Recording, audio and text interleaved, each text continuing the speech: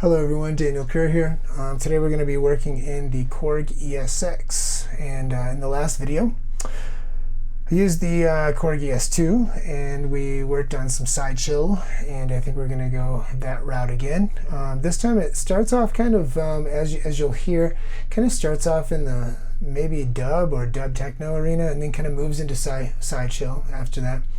I'm using the Metaforming sample pack, link in the description. You can get it at ghostwrittenclips.com. It's a huge sample pack that I use for all of my gear now, pretty much. And I'm going to be using a unique way of working with the ESX. I kind of showed in a recent ESX video, or one of my most recent ESX videos, exactly how it works.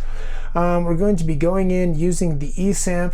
Basically, you go to Global, Shift and Pad 16, you go to the card menu, you hit Load, and instead of loading all, you go to eSamp, which allows you to load individual samples from each one of the project files that are in there. So what I've done is I filled up project files with synths called meta synth, meta bass, meta arps, so that's a bunch of arpeggios, meta pads, right, and some drums, meta drums. So we're going to be loading samples, auditioning them, which you can do with the ESX, and loading them as we need them, and we're going to make some music. Let's get started. Okay, first thing I want to do is I want to go to Global and hit Shift and Pad 16, and I want to hit Load All. I'm going to load up meta blank, and that is a full, I'm loading all of this project up, and basically it gives me a blank sample palette. There are only 2 samples in here. Each one contains 64 drum one-shots, and they're sliced so that I can use the ones that I want. And it doesn't take up a lot of room, and it's a really, really nice sounding template, actually. You'll be able to hear this in a moment.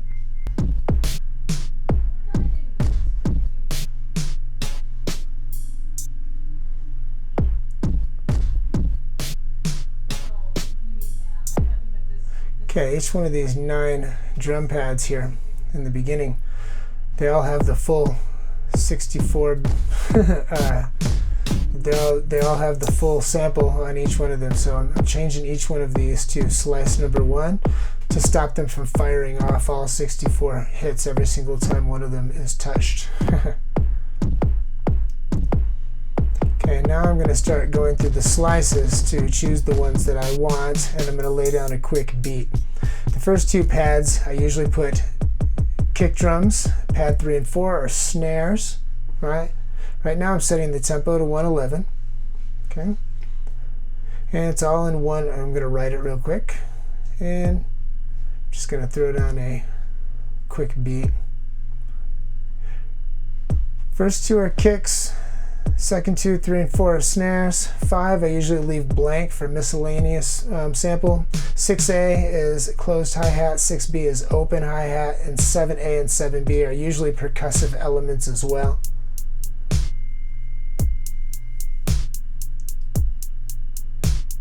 This is all just 1 bar just to get me started. Choosing an open hat. Okay, now that I have this down, I'm going to go back to Global, Pad, Shift 16 to load, but I'm going to change it from all to eSample, right? Now I can choose any of the loaded project files, in this case meta bass, and I can hit it, and now I can audition each of these samples and choose the ones I want. As you can hear, all of these sound amazing, but being able to audition, it does help me to pick and choose. I think I like that one, so we'll load that one. Gives me the first free sample slot, which is 002. Doing it again. Again, it's Global, Shift and Pad 16, which is, and then load, and then eSample, and then choose eSample, then choose a project file. Going back to meta bass. Sounds good.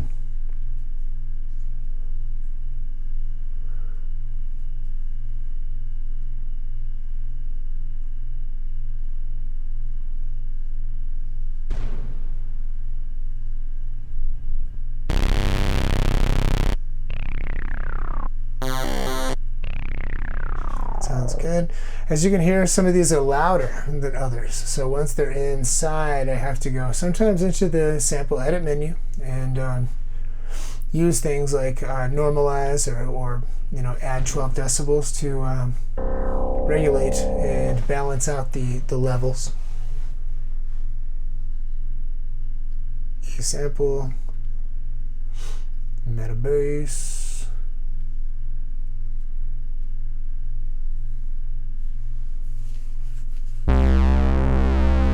Sounds good.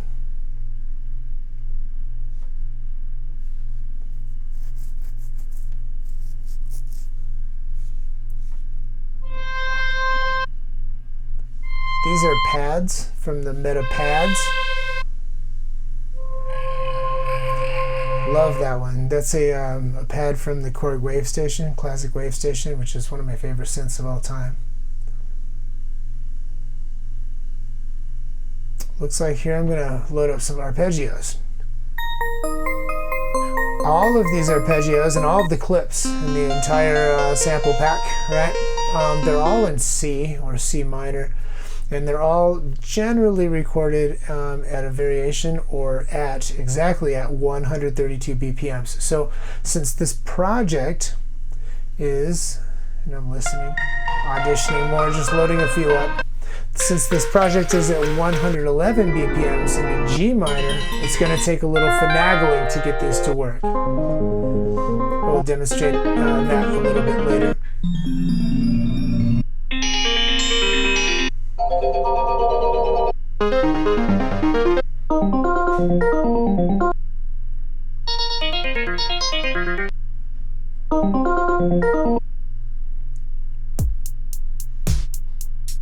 Okay, back to the pattern, and I'm going to choose one of the bass notes that I loaded up, and I'm just going to lay down a quick little bass line, just one note. Do a little filter shaping.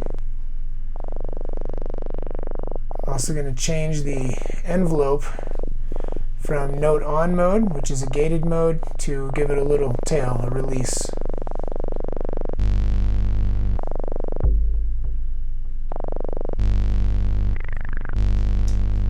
Sounds good.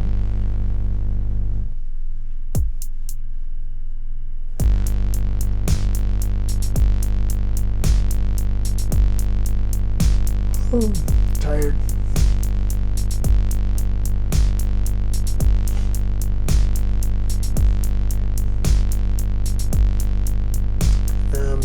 Keyboard part 2. Gonna go up a couple octaves. Now here I'm gonna mess with the effects engines. Effects engine 1 I usually set to compressor, and I send the snare, which gives it pop, as you can see. Gives it a lot of punch.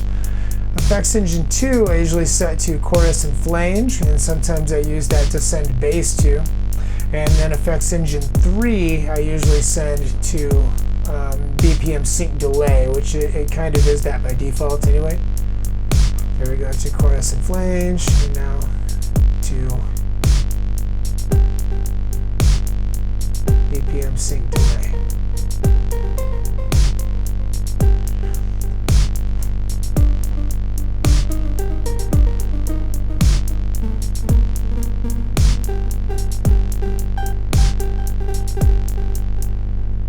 Okay, I'm going to record a little arpeggio.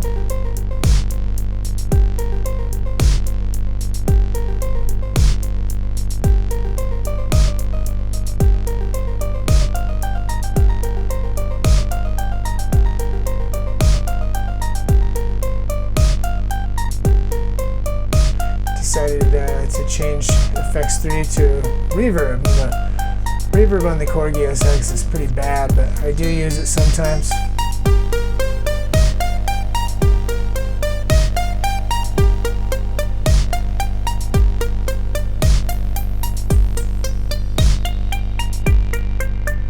Now here, I'm messing, it's only one bar, right? So to give it some movement, I want to set modulation to the cutoff, right? But sometimes if you set the modulation too deep, then the cutoff eventually goes to an area where it's outside of human hearing. So what I do is I kind of listen to it with a fast speed, and then I set the levels, and then I change the speed to slow. Now I'm doing the same exact thing with the bass line.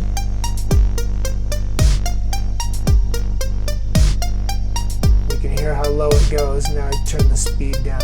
Make the speed just a little different, maybe one off from the synth, so that they're not exactly in sync, the modulation. I'm going to write that, and I did write it. Oh boy.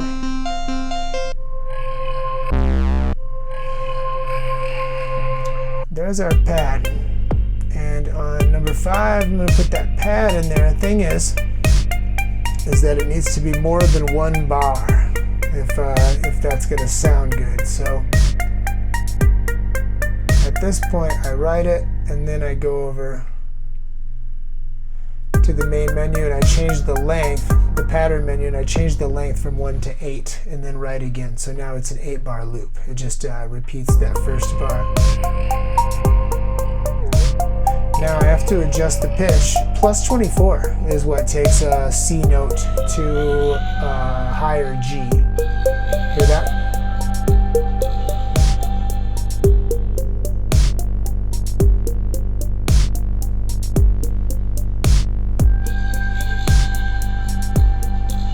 What's interesting is that G is a 5th and of C. So plus 24, I think negative 24 is also a G. I could be wrong.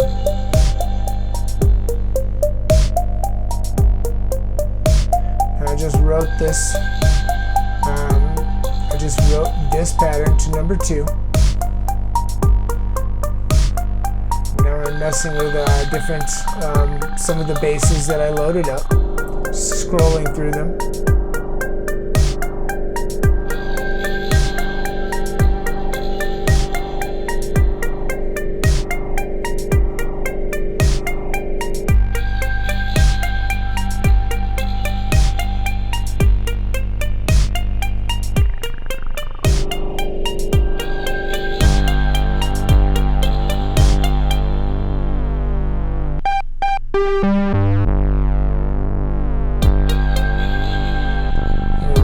Bass line.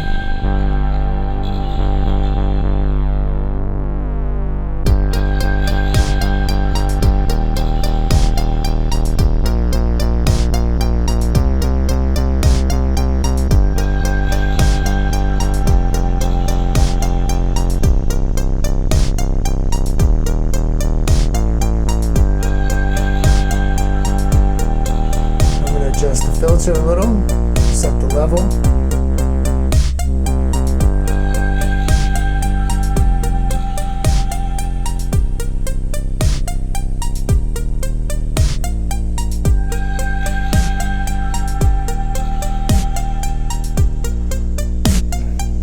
Mess with the snare a little, mess with some of the drum sounds.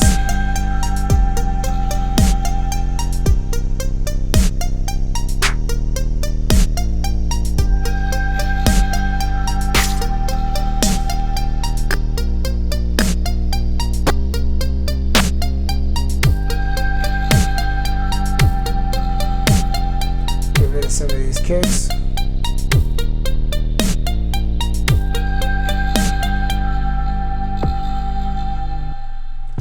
Find another snare. Nice trap snare.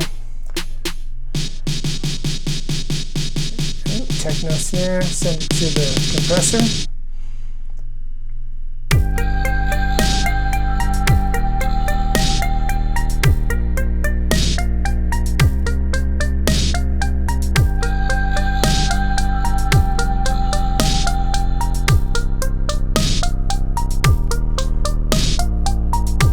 Write this to 3.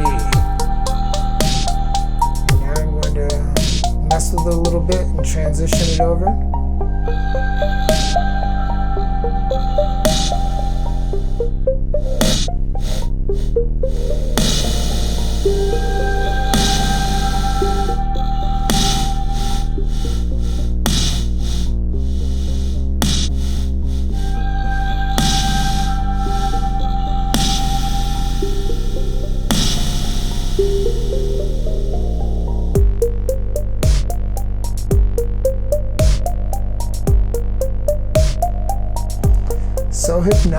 when it's made off of one bar.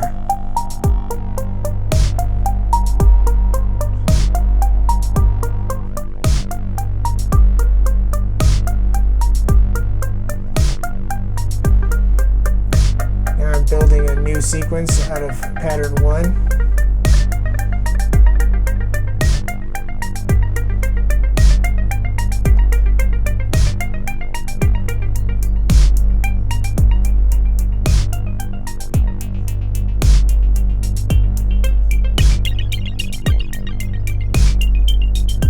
That arp. Haven't sliced to that arp or stretched it or anything, but because it's in C, it fits as a keyboard part.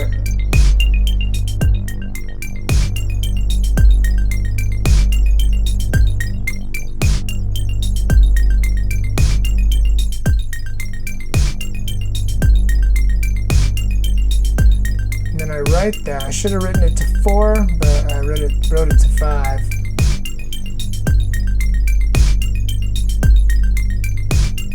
Mute.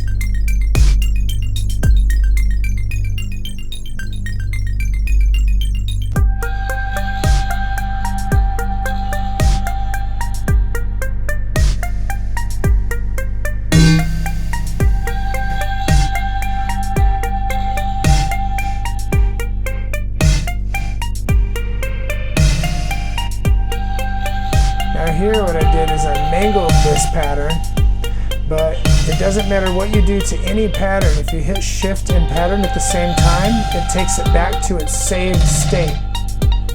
So I can mess it all up.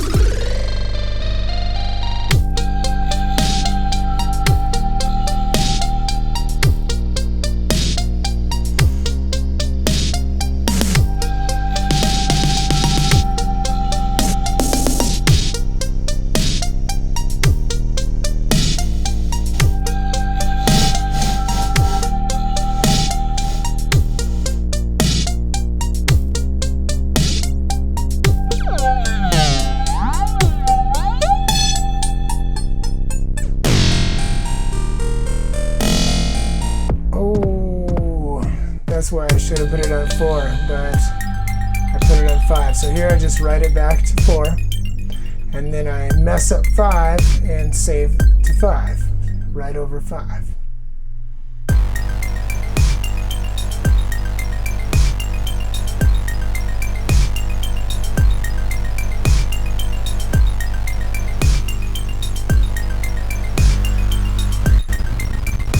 The decimator on the Korg ESX sounds so amazing. Here I'm adding a gate, basically like a tremolo, square wave modulation on the amplitude or the volume, so it gives it like a trance gate effect. Now I'm recording some motion sequence with the filter on the bass line.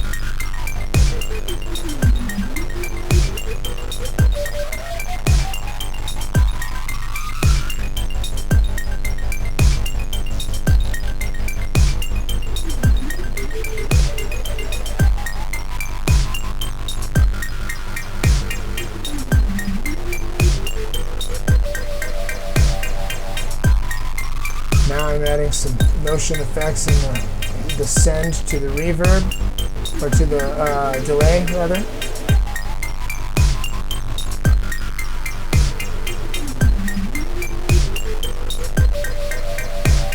The effect level knob, effect edit 2, FX edit 2.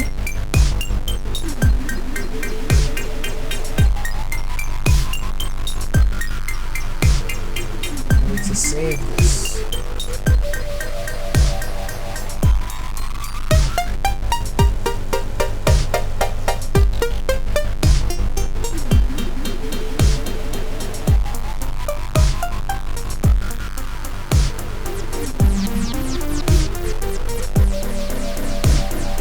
Some of these synth and bass notes are long, so finding experimenting with various start points within one sample can give you vastly different tones.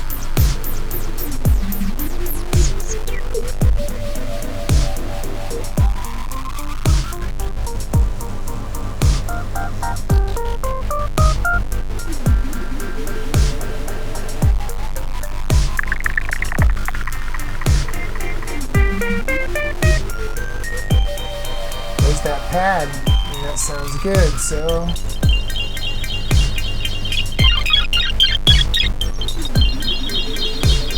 right.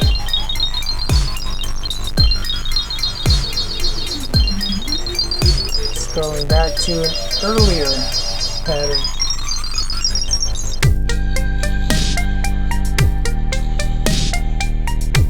Being able to jump forward and backward in these patterns while I'm working without stopping the sequences, it's very intuitive because it keeps everything fresh, and as things evolve, I can really pull new facets and new nuances out of the performance. Nothing sits around long enough to get stale before I can change a pattern and do some more work.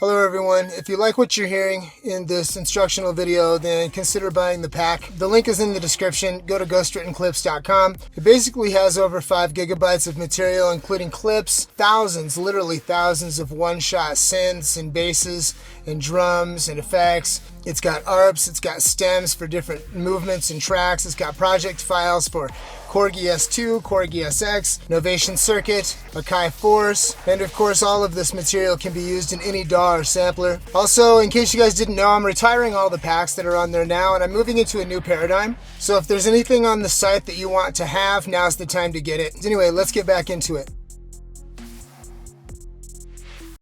So at this point, I think I had decided to go to global, shift and pad 16, load, go to eSamp, and instead of going to meta bass, I went to meta synths.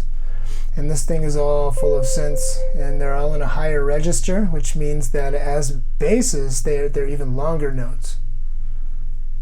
What that means is, if I record something that is 1 second long, right? A note that's 1 second long, and I recorded it at C3. At C2, it's going to be 2 seconds, right? But if I use it as a synth in the higher register, C4 and C5, excuse me, it ends up being very short. But a lot of these synth sounds that I'm auditioning now, oh, that's back into the bass. A lot of the synth sounds, they are recorded long in higher octaves. So when I use them in lower octaves, I get a lot of time out of them.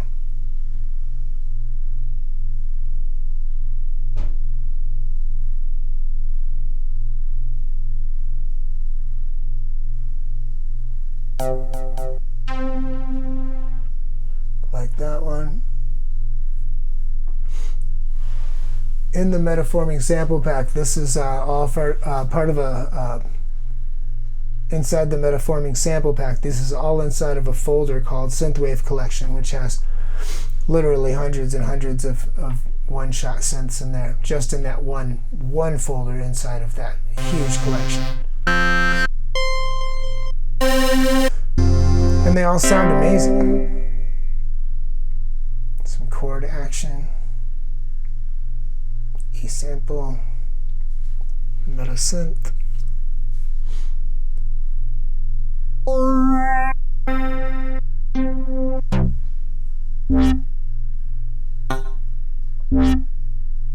Remember that old software called Metasynth, where you use painting and color spectrum to create sound design? Wonder if they're still around.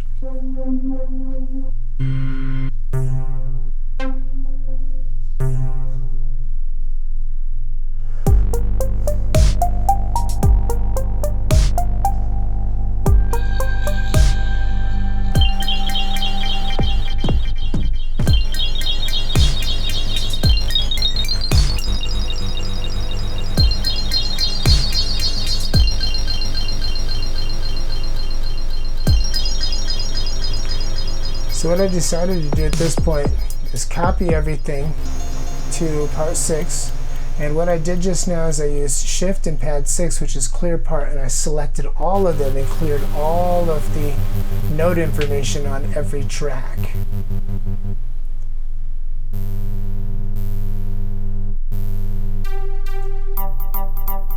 And now I'm changing some of the sounds.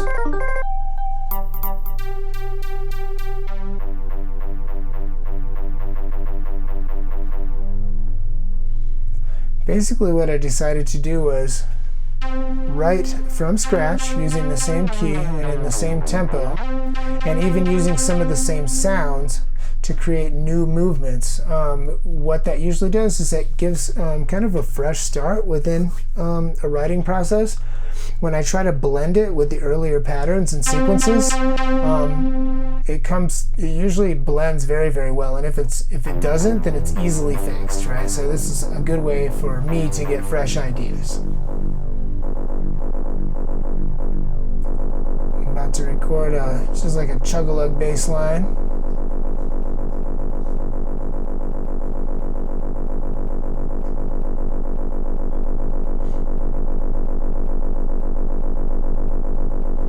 No real variation in there. And now I'm going to turn the keyboard off and I'm going to delete the notes where the kick drum is going to be for a 4 on the floor. Side shell kick.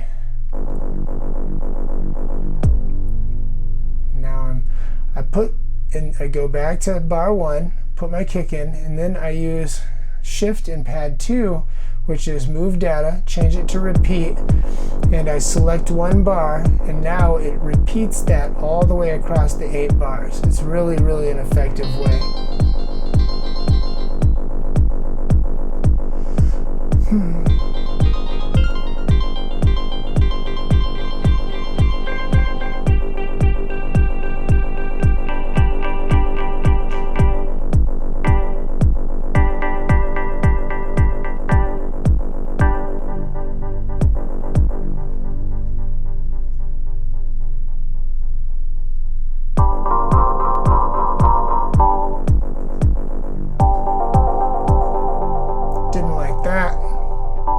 Shift and Pad 6 to clear it.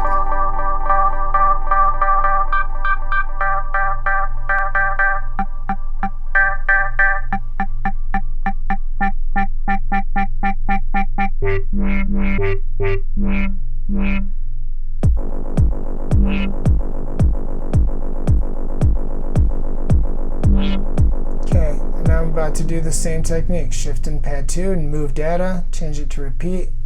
Hold down Shift to go to 4 bars, and now it repeats the first 4 bars and the last 4 bars.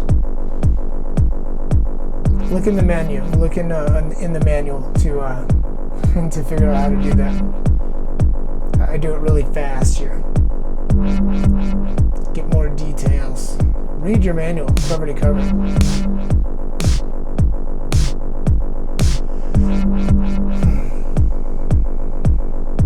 Now I just scroll through adding the snare drums. Oops, looks like I forgot to add them on number 8.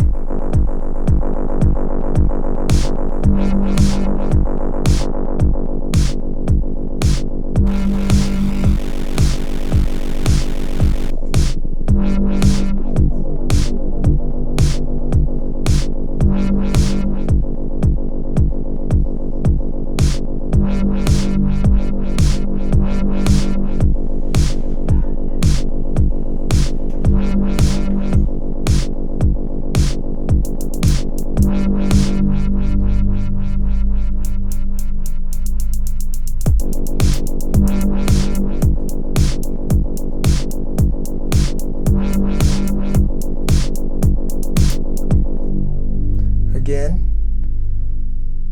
Shift and Pad 2, boom, repeat the first 4 bars.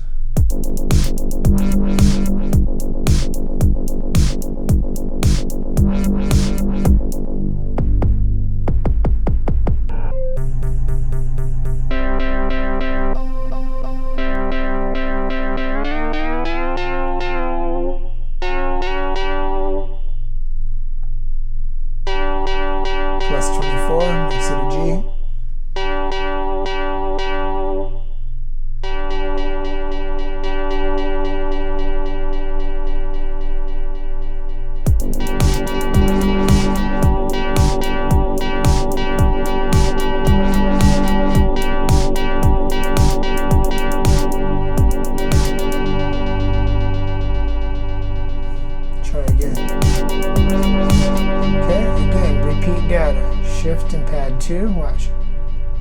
Change it to repeat, 1 bar, hold shift and go to 1, oh, messed it up. Repeat, 1 bar exactly.